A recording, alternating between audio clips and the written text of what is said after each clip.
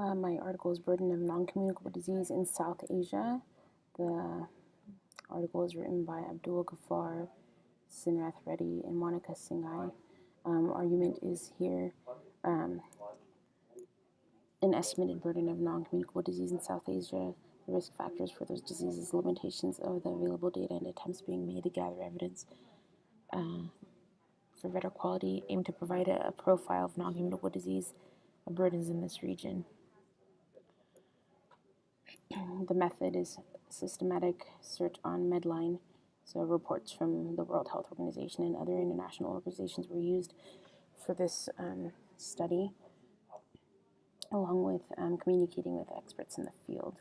The evidence that this shows is, according to the national reports gathered by World Health Organization, Southeast Asia Regional Office of the total deaths of South Asia, the proportional attribution to selected non-communicable disease ranged from about 7% in Nepal to 40% in Maldives in 1998. It also showed that they have a higher coronary mortality than the reference report.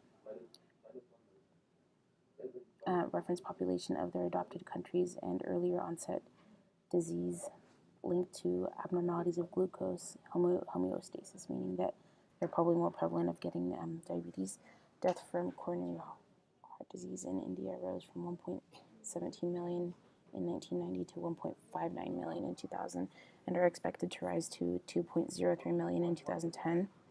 Adults in Sri Lanka, the prevalence of hypertension are estimated to be 70% in urban, 8% in rural areas. So they're differentiating how it is in urban versus rural populations, which I will use pertaining to my inclusion criteria.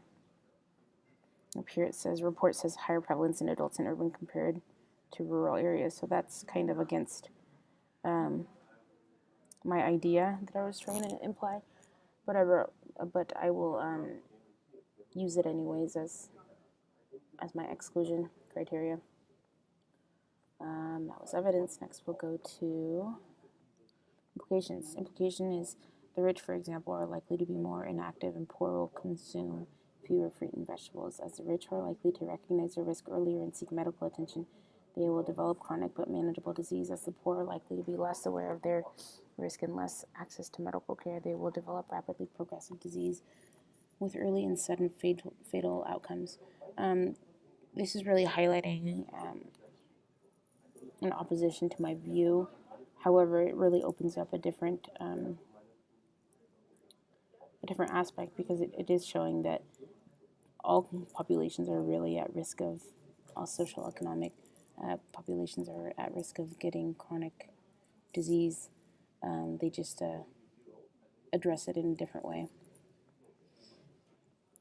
So I plan on using this to compare and contrast non-communicable disease in Asia, and how there's some differences, but it's more so style of life